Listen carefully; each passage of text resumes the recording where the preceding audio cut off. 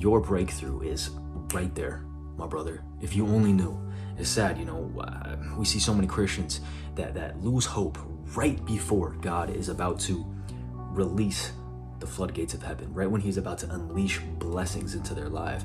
And not that they just miss out on all these wonderful blessings, but they delay it, right?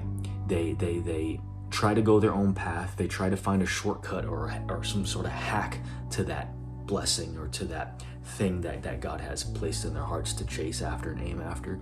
But they allow the distractions to make them stray from that path, right? And not necessarily distractions, but I don't mean it by like necessarily devices or video game consoles or social media. I mean, those things too can be a distraction, but what I'm talking about is the distraction of their fear, their doubts, right? They let all this noise and all these if things aren't going according to their timeline, and they start listening to how big their problems are rather than how big their God is. And so this is why it is so important for each of us to have a daily mission, and even more importantly than that, a purpose or a vision behind that mission, right? It says in the Bible, without vision, people perish. And that's so true, man. And you think back to the story of Jesus when he was 12 years old, right? He went missing for 3 days. And after 3 long days, his parents, they're out searching for him frantically, probably panicking, right, as any parent should. And it's finally after those 3 days, they find him speaking in a temple amongst the elders and speaking with wisdom and intellect, right? And everybody's so amazed by how this young kid, how wise he is for his age. And Mary runs up to him and says, Jesus, what's going on? Where have you been? Why have you done this to us? She says. And he looks at her and he says, why do you seek me? Don't you know I must be about my Father's business?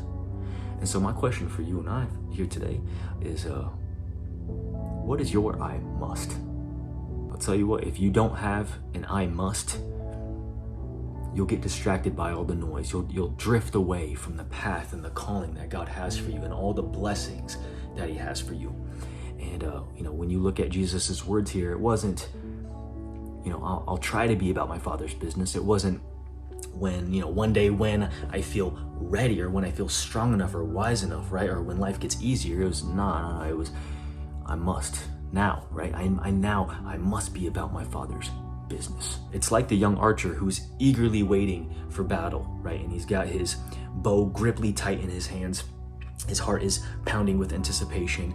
And right before he goes out to battle, his master asks him, what are you aiming at? And the young archer kind of looks over at him and he's like, the enemy. And the master replies, he said, no. What are you aiming at? And the young archer, a little bit confused, kind of looks over again and he says, I'm aiming at the bad guys, obviously. And the master looks kind of down in shame and he starts shaking his head, and he looks up at his young archer, young warrior here, and he actually slaps him upside his head in frustration and goes, what are you aiming at? And finally, the young archer lays down his bow and arrow, so confused, stumped by his question.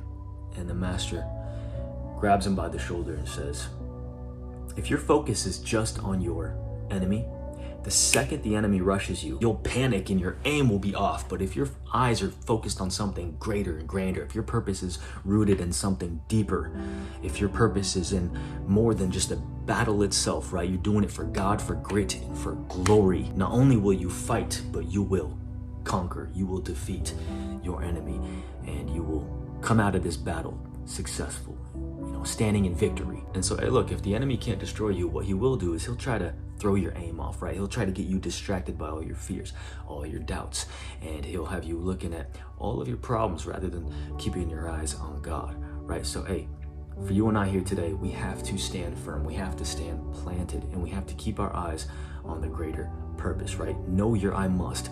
Lock in.